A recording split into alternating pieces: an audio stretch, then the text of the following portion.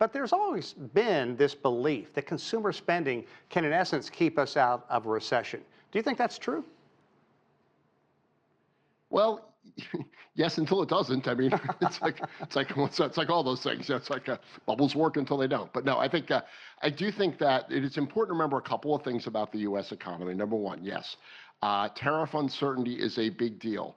There's very little evidence that consumers have a really clear understanding of exactly what tariffs are doing.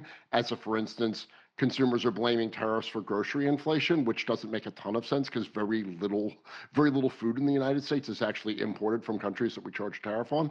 So I think there's a narrative around tariffs that's pretty scary, but in reality, it's useful to remember that only about 12% of the American economy is imported goods. 70% of the American economy is services, and 60% of the remaining 30 is domestically produced. In certain categories, tariffs are a super big deal: apparel, furniture, places where we import the preponderance of what we get from high tariff nations. And I think that fuzziness is reflecting itself in the fuzziness of consumer spend. But I think if you look at, for instance, Amazon's most recent deal days that they ran, their Prime deals that just concluded literally today.